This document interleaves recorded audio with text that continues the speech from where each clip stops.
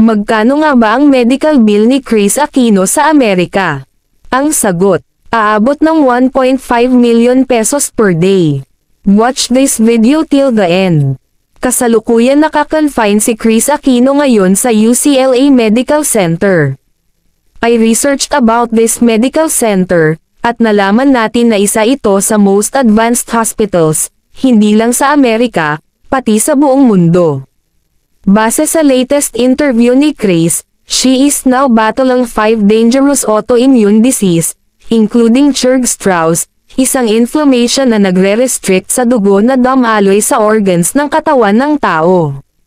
Ang mga doktor na may hawak kay Kris, ay maituturing na mga specialist specifically, for this autoimmune disease. One of them is Dr. John Belperio, a physician who does very complicated surgery, like lung transplant. Nag-research ako tungkol sa presyo ng medical bills ng UCLA, na-issue dati ang UCLA dahil sa overbilling nito sa kanyang mga pasyente. Ayon kay Jeffrey Fox, isa sa mga Amerikanong nagreklamo, siningil daw siya ng UCLA ng $2,448 o 137,000 pesos para sa isang appointment lang.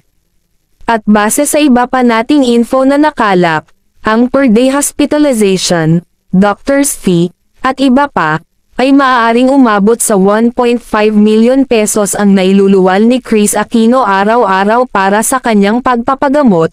Hindi pa kasali dito ang renta ni Kris sa kanyang tinutuluyang bahay sa Amerika, pampasweldo sa mga staff, taxes, and more. Sa ngayon we offer our prayers to Miss Kris Aquino na malagpasan niya ang mga pagsubok na ito.